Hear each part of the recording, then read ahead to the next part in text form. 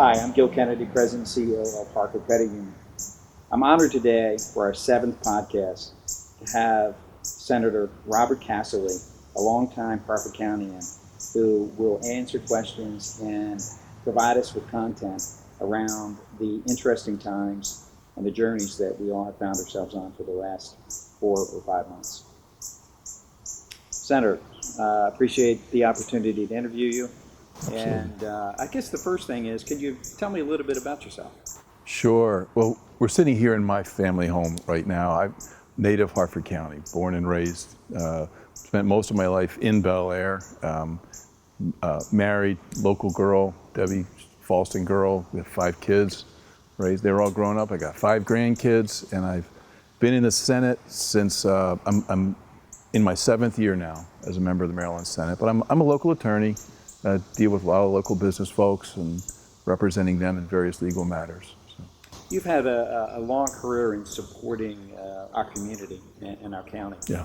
I've read that you were on the town. It was my first political office. I was a Bel Air Town Commissioner, did 2 terms in that, and then served almost a full term in the county council. My last year, I was activated as a reservist and sent off to Iraq. So I spent most of the last year of my 4th year of a county council term as a Army major in Iraq, to crit Iraq. Yeah. Very good. Well, we thank you for your service. Thank you. Most definitely. You know, you spoke about being in the Maryland State Senate. Yeah. And you're supporting this county. And actually, I was very interested in, you serve in District 34, so where does that district cover? Sure. So it looks sort of like a giant crab apron, put it in Maryland terms. And the long part, I have everything along Route 40 from Havre de Grace all the way to Joppatown, and then it comes up 24 and takes in the corporate limits of Bel Air. So it follows 24, just a little bit on each side of 24, and takes in the town of Bel Air. So basically, you do cover all the branches. We have branches in Aberdeen, Abingdon, and obviously Bel Air. Yeah, I have all 3 municipalities, so I've got most of the schools. I always joke that I have everything but cows. I have all the people, and I wish I had some of the farms would be nice. I have Brooms Bloom, but there you go. Actually, almost a used farm. to work there. It's a Yeah. wonderful establishment. But talk to me a little bit about the legislature, and I guess the legislature that's going to be coming up in January. Sure. Certainly a lot has changed since the 2019 or the 2020 legislature. So the 2021 should be very interesting. It will. So I'm one of the 3 senators for Harford County. We got J.B. Jennings and Jason Gallion as well, and they both have part of Harford and other counties, and I'm the chair of the Harford County delegation. JB's the chairman of the Republican caucus. And the challenges remain. It was an interesting session, got abbreviated, as you know, a couple of weeks cut off of it. And as a result of that, much of the work that was done was negated because there's no funding. A lot of what the legislature does is tee up programs and the like to be funded out of the general fund. And because of the COVID impact, we've had to cut. The governor and the Board of Public Works have already approved over $400 million in cuts, and they've deferred another $250 million or so in cuts. So that's a rather substantial cut. They're trying not to do layoffs and salary reductions of state employees, but that certainly impacts a lot of what the General Assembly would like to do. Because with businesses closed, your tax revenues are down, your needs are up with unemployment benefits and the like. So we're challenged to make it all fit together. So it'll be an interesting session. Yeah, it should be. It should be. Now, obviously, the effects of COVID on the budget will create, I guess, a lot of discussion as relates to spending, as relates to revenue growth, or bringing back revenue. Yeah, and none of the signs are good right now. None of the signs are good for us. I'm optimistic. I'm hopeful. You know, when I look at where we've gone with COVID since May, in May, Maryland's hospitalization was about 1,700. We're down just below 400 now. Harford County, we were dealing, in May, we were dealing with about 66 deaths a day. Now, I think our latest now is about 5 or 6 deaths a day statewide. And certainly every death is a terrible loss, but that's a big difference. The dynamics are shifting, and these numbers are going down even though we've got an economy that's largely open in many respects. I mean, we've got our health clubs are struggling. Things that can't really survive on this social distancing platform are struggling mightily. But I'm optimistic that the trends are going to continue to move in a positive direction.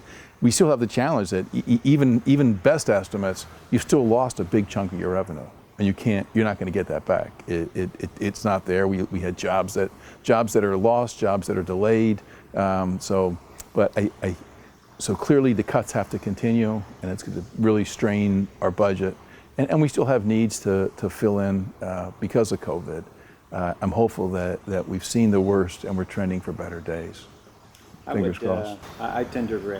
I look at the information that is provided in the media, as well as other sites that I visit, and vaccines, therapies, all have will allow us really to perhaps change the trajectory that we're on, or maybe enhance it. Yeah. But it's a scary thing, and I think obviously this is one of the reasons why we wanted to have these podcasts to provide people with as much information as we possibly can.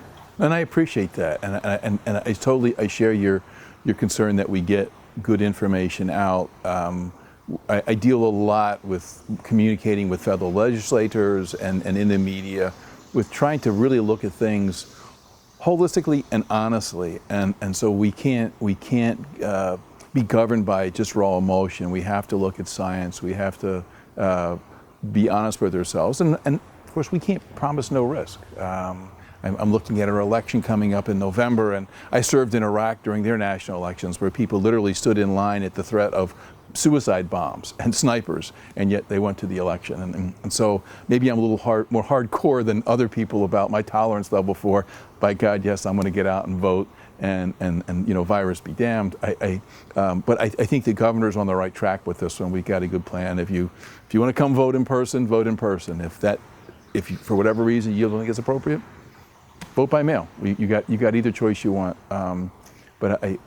This whole exercise has been a great learning experience for all of us, and everybody from the legislators to the public to the media covering all of us. It's been a great learning exercise,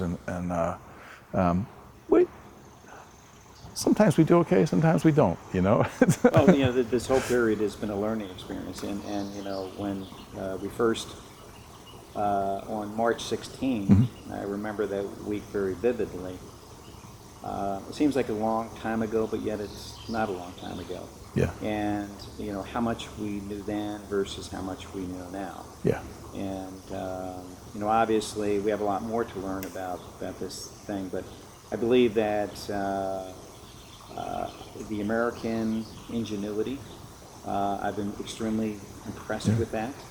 And I think dynamics will certainly change. They will, and I was looking even this morning at the schools issue and what we're going to do, and I'm pleased. I see what Harford County is pushing is really a flexible approach, because as we sit here today, we've just had the news about the positive signs on the potential vaccine, and where will that be in September? We're middle of July. We have months till school starts. Where will we be? And so trying to maintain the flexibility that says, well, here we are now, but we need a plan that can say, well, guess what? We got good news, and we're not stuck in a plan that was based upon old facts. We need a plan that can react to positive news. And as I said, I'm optimistic. I think there's much to be looking forward to. I think watching the people of Harford County deal with this, no one wants to wear a mask, but they're doing it because they know it's their neighbors. It's good for their neighbor. But people getting out and trying to live their lives and helping their neighbors, going to work, serving on the front line, serving on the back line, what have you. People are they're resilient. It's good to see. It's good to see, and I think. what you're doing here, I very much appreciate trying to show show the public that, hey, we're moving forward, one team, one fight kind of a concept. Absolutely. I appreciate that. Thanks so much. I do appreciate your leadership in stepping forward, and a number of community leaders I see in the hospitals and in the business community. I see our folks in the chambers of commerce and in education really reaching out. A lot of great leadership has shown up. About a month ago, I sent an email around to our county executive, our president of county council, our sheriff, and our health officer, just saying, look, I deal statewide issues, and I sit on phone calls sometimes, and I say, we don't have that issue. And the reason we don't have it is because we got a good team in here in Harford County working together. We don't do stupid. We try at every turn not to be petty, not to be stupid, not to be self-centered about this thing. This is beyond any individual, any person. And what we're trying to do here is overcome a very difficult situation and allow people to live their lives and enjoy the freedoms that God gave them. So I think Harford County citizens have much to be proud of and thankful. I think we've elected good people across the board, and whether you voted for them or not, they're rising to the occasion. They're pulling up their suspended their pants there, and they've charged into this, and they're dealing with it very effectively. And I'd say that across law enforcement, county executive side, the county council side, the delegation side. I'm very, very pleased to see that. And I'm not one to hand out compliments too lightly. I'm known for being a bit of a demanding results before I would hand out any compliments. So I hold back till I've seen it. So, but I'm very, very pleased, and I think Harford County should be very proud of where we are and what we've done, and the numbers reflect it. So they certainly do, and certainly with your leadership and the county's leadership and Governor Hogan's leadership, Yes. I think we've managed this crisis, and it truly is a crisis. We have. It's been a pleasure working with the governor on this. I'm fortunate to have a brother who's a senior advisor inside the administration, so I get double tap on that one, where I can speak a little more insight there. But it's been great to work with the administration, with the various secretaries. I look at on the unemployment rate. They've processed about 500,000 unemployment claims. 96% of those have gone through, and there are some problems, but that's amazing when you look at what we've done, and the number of hospitalizations that we've dealt with, and the grants to small businesses and the like. It's just been terrific what we've been able to push out to make life. We're doing 1,000 COVID tests a day in Harford County at 11 COVID centers. That's pretty amazing with rapid turnaround from look back where we were in March and where we are today. It's pretty awesome.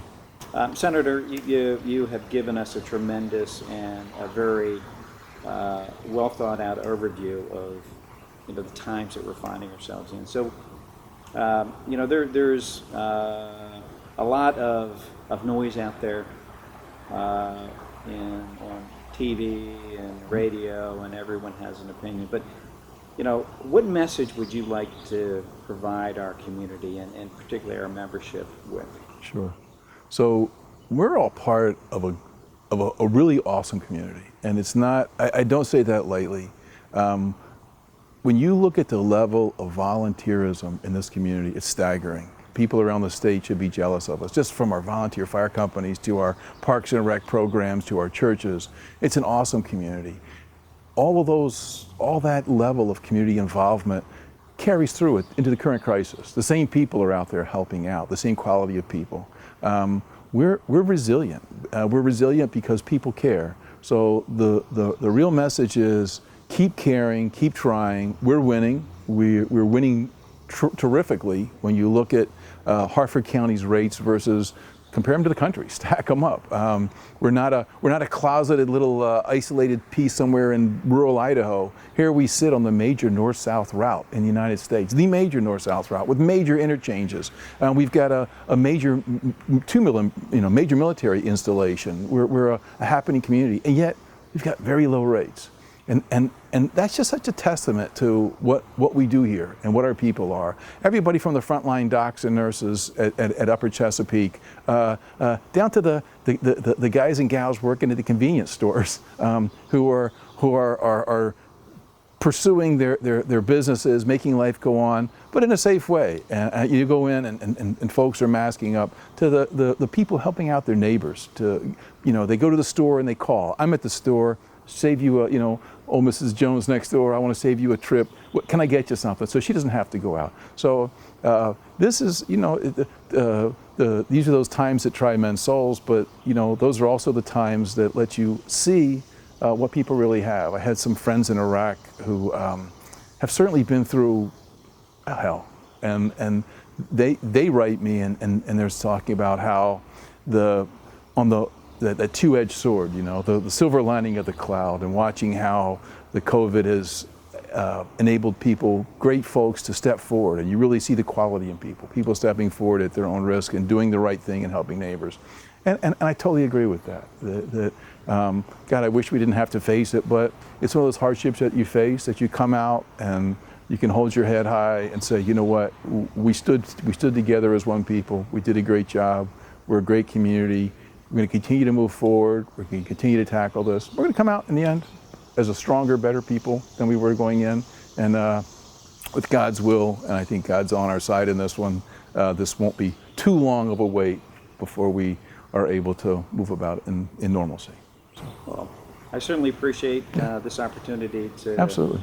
Have this dialogue with you. Yeah. And Thank you. I thank you for your strong leadership. Thank you. Not only for our state, but more importantly for our community here in Harford County. I appreciate it. So thank you very much. Thank you. Appreciate you all coming out.